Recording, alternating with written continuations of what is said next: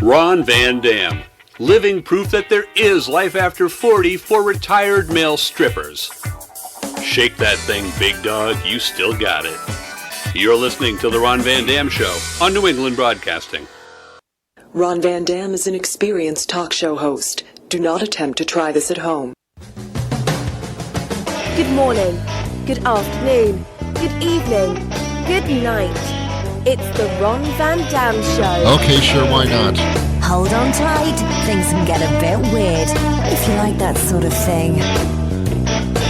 Hey, welcome to the program. It is the Ron Van Dam Show. I is him, is me, is I as it.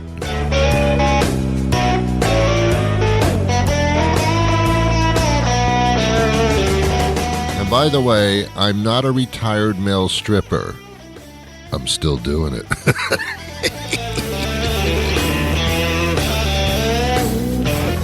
I wouldn't say I'm actually stripping. Before I go to bed, I take my shoes off, but I guess that's a form of stripping, right?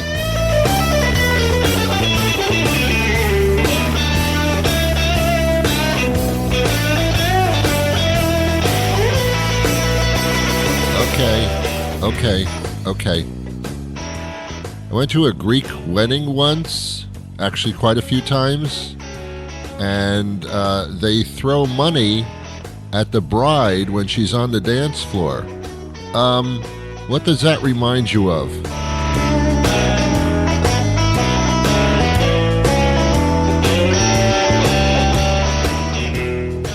At a wedding, the groom takes the bride's garter off. What does that remind you of?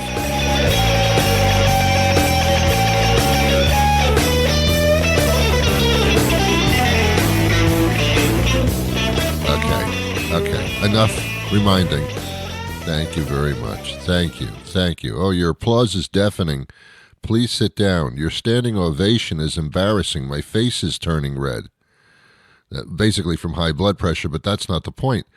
But thank you anyway. I appreciate your response to my performance. Okay, fine. Let's talk about the war. Very briefly, because I'm not a talk about the war kind of guy. I'll tell you something, though. I've lived on this planet for a good amount of time, and I think I know the American people. I see them in the streets all the time. They come up to me and say, "Hi, how are you?" And I say, "Fine, how are you?" So I have interaction with the American people all the time. When I go to a mall, there's a lot of American people walking around. So I'm into them. I understand. I know that most of the American people don't have a lot of money right now because they were complaining the prices were too high and that if they were stable, then they got stable on the high side. So they're not happy about that.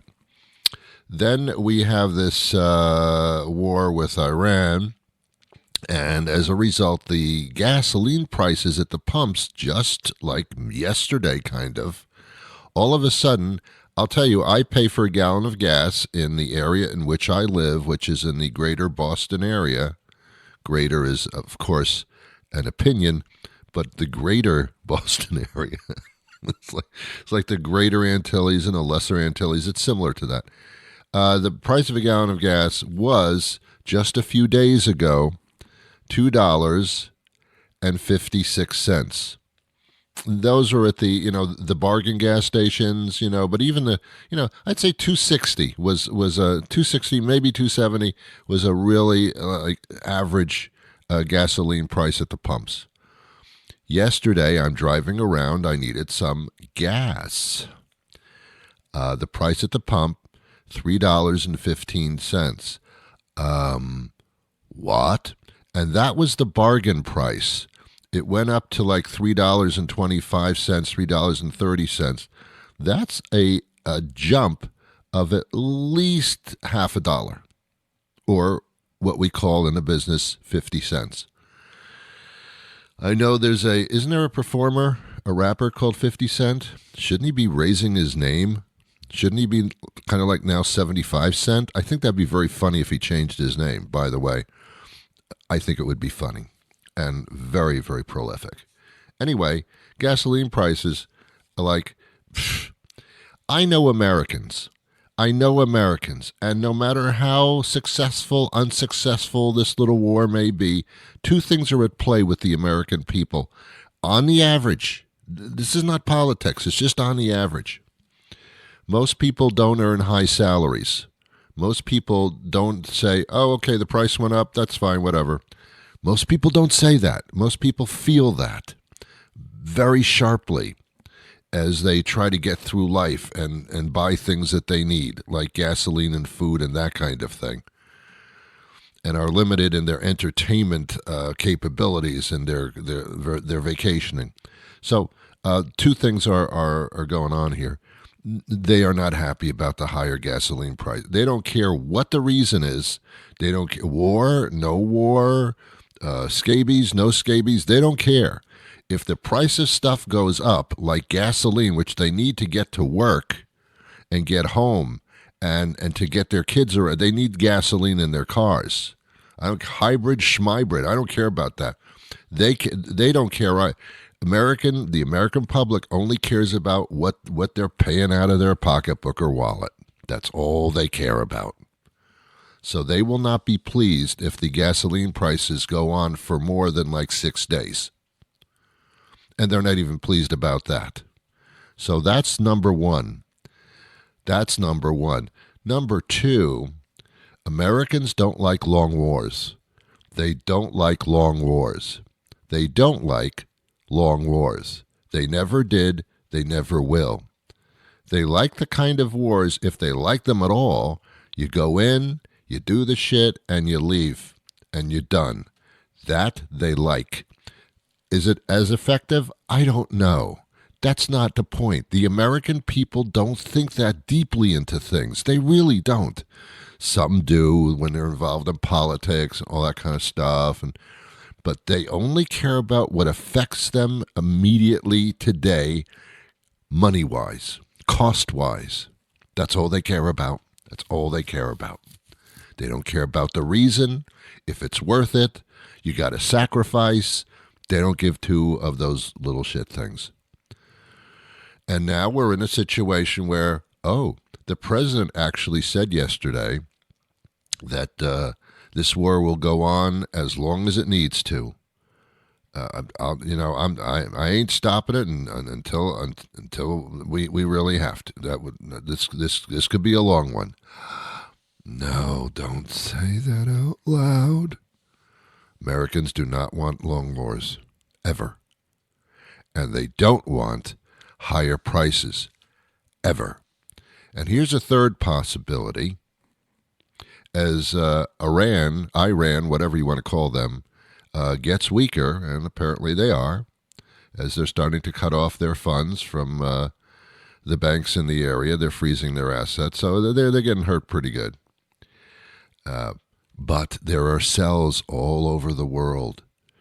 In Europe, in the United States, there are terrorist cells, and the terrorists align themselves with this kind of stuff, with the Iranians and the like.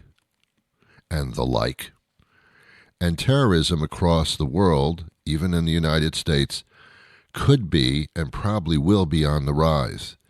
Americans don't like that. We've had a little bit of a vacation from terrorism, actually, over the past few years, haven't we? I think we have. That may be coming to an end. We might find more of it, which means not only in this country, but if you tend to travel to tourism spots, they could be dangerous too. That's a very strong possibility as well, and Americans don't like that either. So, I'm just saying, I'm just cautioning whoever, Americans are not liking this. In general, not everybody. If you're a Trump supporter or, you have to wear chapstick because your lips are too busy kissing somebody's ass, that's different. But for the most part, American people don't care about anything other than what's happening in their family. And that's it. It's prices are higher, things are difficult. I'm nervous. That's all they care about. End of story. What, do you want to talk to me about that? You want to disagree? You can if you want. Anyway, how are you? Now, this is where you say, fine, how are you? Okay, let's try this. It's an exercise in conversation. Let's do this. Ready? Okay, let's do it. You can come closer to the speaker if you want. Yeah, lean in. Let's get familiar, huh? No touching. Just conversation. Here we go. How are you? What do you say? Do you know what you say? You say, fine, no matter how you are. Fine, how are you? That starts the conversation. I've asked you about yourself. You've responded and asked me about myself. Now we're in conversation. Okay, now what do you do from here, though? That's the whole thing, right? Right? What do you do now? Ask the question again. That's what you do. Here you go. Okay, this is the continuation of conversation. How are you? Fine, how are you? Okay, we got that. Now, how are you really? That's what you say. That's what you say as a retort to this whole thing. How are you really? How are you really? Their response?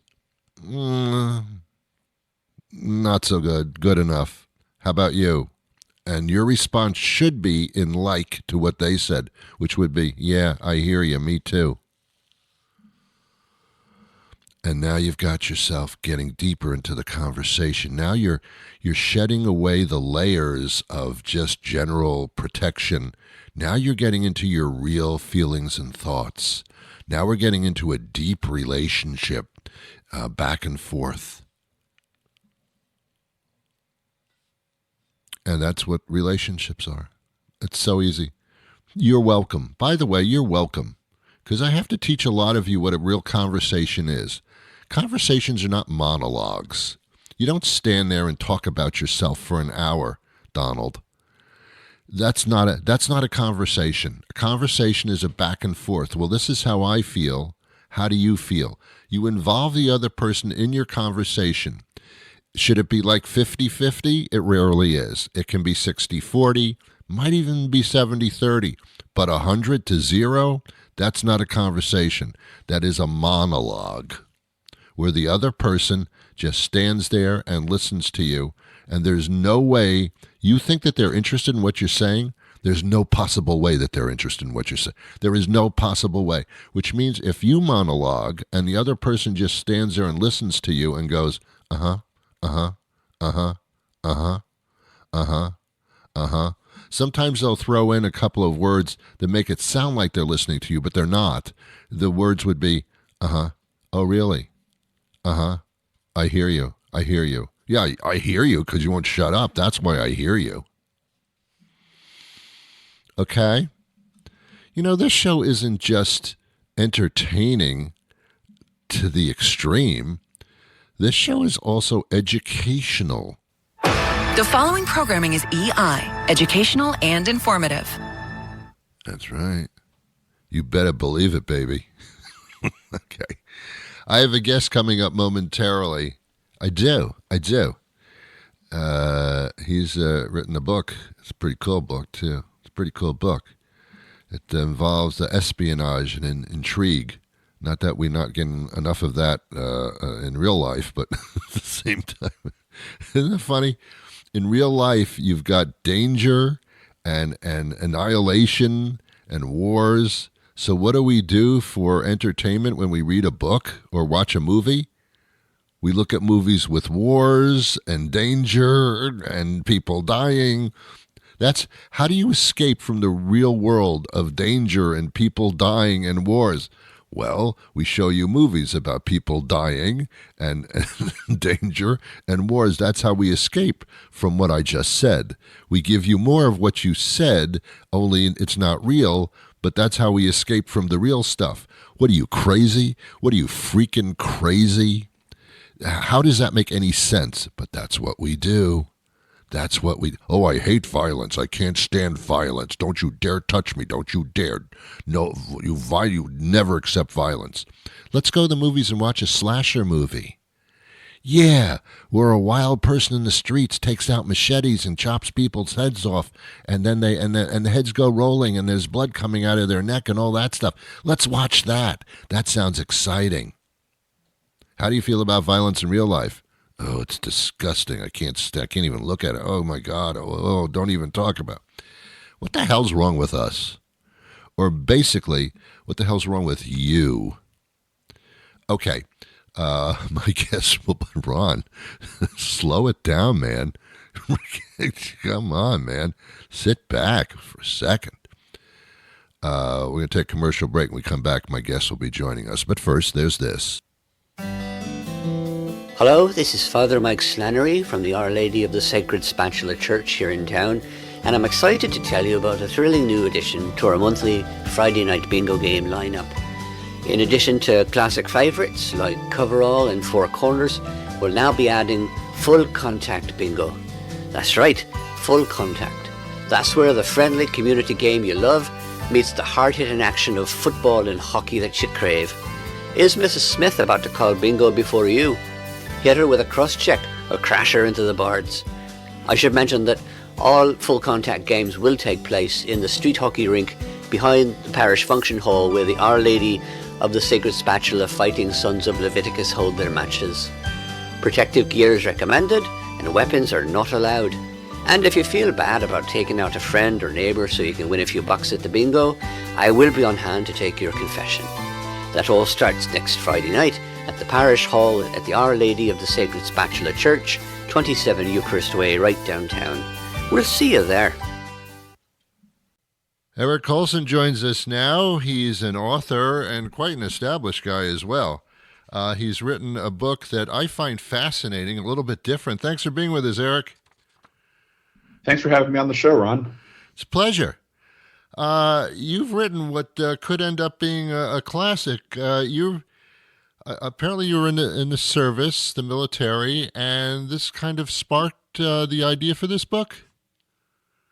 Yeah, I think there were some ideas that I saw certainly serving in the U.S. military that sparked the Chrysalis Option. I've always been a big fan of the British thriller genre, and it sort of takes a very specific pace, and you put you in very specific places. I happened to live. My last job for the U.S. Foreign Service was living in London, which is a great city, and I just really, when I left, I wanted to sort of hold on to that.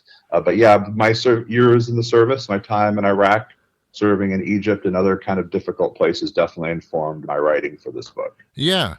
And the British are known for the spy espionage thing, the James Bond, etc.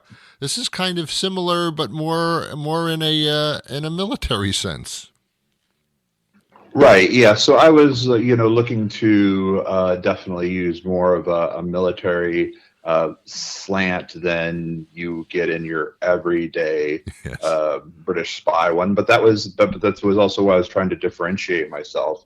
And because I wanted to create the character I created, she's the first woman to graduate from Royal Marine Commando training down in Lymphstone in southern England. And so I really wanted to highlight her skill set, and I wanted to highlight her ability to overcome what are seemingly impossible obstacles for people. So the Royal Marine Commando School was a perfect vehicle for me to introduce you to Kiana Azuna. Yeah, it's because of your background, it makes this book even that more fascinating because it seems realistic, and it kind of could have been. Well, so that's definitely what I was shooting for. So, I mean, you have, you open after my little prologue, which gives you a little backstory. Yeah. You open in Afghanistan at the end of that war. You end up in Syria. Actually, the whole scene in Syria is based on, an action that was actually happening. The Syrian army was a huge drug pushing operation, manufacturing and smuggling across the Middle East. Mm-hmm. All the scenes in Turkey were based on work I had done for the State Department, and I had been working on refugee issues in northern Syria. So That's all based, most of that work comes out of Turkey. Ukraine is here. And then when we finish up in Nigeria, Nigeria is a fascinating place. I lived there for 2 years. It's difficult to live there, but it's fascinating, and it does have a lot of, with weak governance, it does have some bad actors, and the people in my book, the bad guys in my book, have done, if not exactly that, they've done similar things. So this is all rooted in some sort of reality, even though it is completely fiction. Yeah. You created quite a character there as well with this woman, and it's usually you would expect a man to be in this save the day position, and here she is. It's kind of a different twist, I think. Right. Yeah. So that was definitely the goal. I had, I wanted to bring something different to the genre, something to set me apart instead of just writing the same old person. And I had, friends, I've had a pretty diverse career, which has meant I've been able to build a pretty diverse friend group. And I had friends in this category who, had expressed interest in liking those kinds of stories. And I said, you know what, I'm going to base one of these around them. And, I was fortunate to get a lot of input from those people on my character and, behavior and thoughts and style of dress and everything. So I didn't want to just try and, channel my own self into this Black woman. I didn't think that would read true. Right. And I really worked hard to make it like that she's her own independent person. It's very cool. When you create a character like that, are you tempted to have that character live on in another circumstance, or are we done with this particular encounter? No, I currently have a 3-book series planned. I've just finished the first draft of the second book. So I'm I definitely plan on doing the 3, and if it takes off, there could be more. I do have other interests in writing, so I do, depending on what happens with this next one, I may take a break and work on another project, a couple other projects I have in mind. But I'm hoping that as every author does, that it'll take off and people will really fall in love with her and can't wait to read the next one. Yeah. And I do have people who are like, hey, when's the next one coming out? And I've just got to tell them, hey, I'm working on it. I'm curious, how did you get into writing? At what point in your life did this spark start turning into a fire? So, I've been writing in some form pretty consistently since I was in high school. My 11th grade English teacher was pretty inspirational when it came to writing.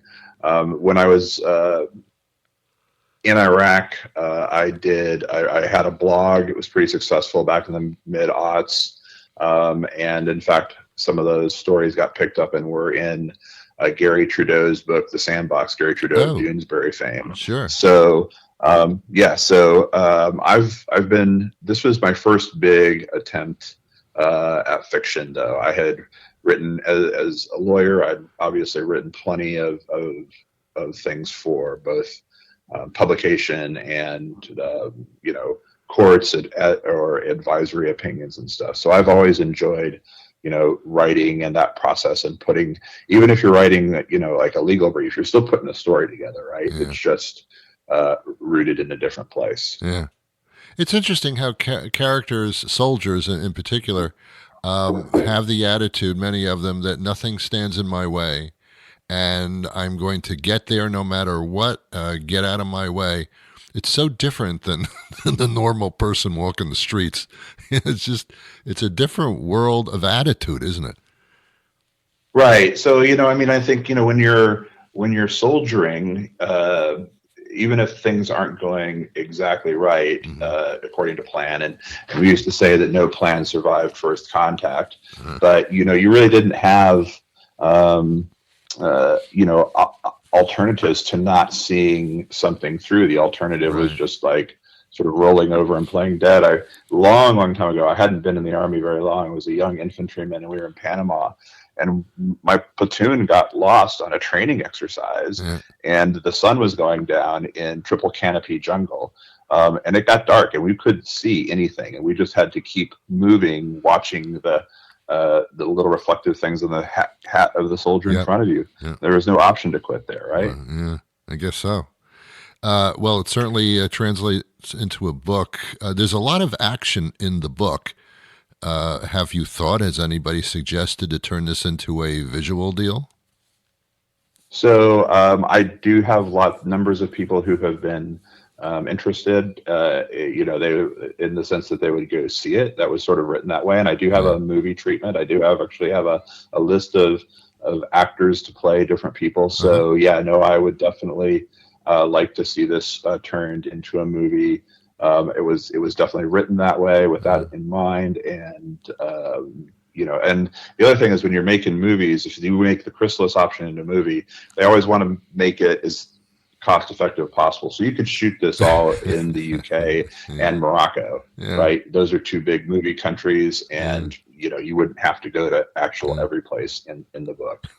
My impression of England is everything is shot at Pinewood Studios, no matter where it may be, no matter what the locale. So there's definitely a large majority of it is shot at Pinewood, and I've talked to people who worked out there. They do other places for sort of, if you're trying to get a big set scene where you don't really get something rooted, I think of, Glencoe and Skyfall, but then the actual shootout at the Skyfall Lodge was done at Pinewood. Sure. Yeah. So England's the UK has a great movie industry. It really is. Even a lot of American films you think of as American are shot using there or their technical experts. Oh, especially I think the Chrysalis Option is there. Yeah, I mean the TV series almost always emanates from England. It's amazing. Yeah, and a lot of people don't know that. Okay, the book is fascinating. I mean, even if you did something and I could stream it, I mean, I'd be the first one in line. There's a lot going on here. Well, that's really kind of you. Yeah, no, it really is. It caught my eye, and when they told me that you were available to speak, I said, "Oh, okay, yeah, let's do that." Okay, how do we get a hold of the book? Okay, well, it's available a number of places. My first place I'd send you to is the International Spy Museum in Washington, D.C. It's on their website, in their store. They hosted me last year, and they have a bunch of signed copies. So if you want a signed copy of the Chrysalis Option, go to the International Spy Museum. Mm-hmm. They also usually have sales every couple of weekends. It's also available on Amazon. It's available both as a paper book and as an ebook. Uh-huh. You can also get it at bookshop.org. They're available at all of those places. Perfect. But your first... Yeah. Go on, I'm sorry. Your first spot for the Chrysalis Option should be, in my mind, the International Spy Museum. They've been super supportive of the project, and they've already invited me back for book 2. Very cool. I'm going to spell it for those that may not be able to do that. It's Chrysalis, the Chrysalis Option. And Eric Coulson, is there a website where people can follow you? Not in a sneaky, disgusting way, but, just in like, hey, what's he doing? Right. So you can go to my Substack, Coulson Writes, or I'm getting my own website is coming up. It'll also be called CoulsonWrites.com. Great. And again, Coulson is Coulson. That's all the information you need there. Okay. Hey, it's been a pleasure speaking to you. We'll keep in touch when you have any engagements going on in the States here, and people might be interested to see and hear you. Yeah, that'd be great. Thank you so much for your time, Ron, and I hope people enjoy the Chrysalis Option. Beautiful. Thanks, Eric. Well, that'll do it for me today. I'll be back again the next time a weekday rolls around, which could be rather soon. But until that time arrives, I wish you peace.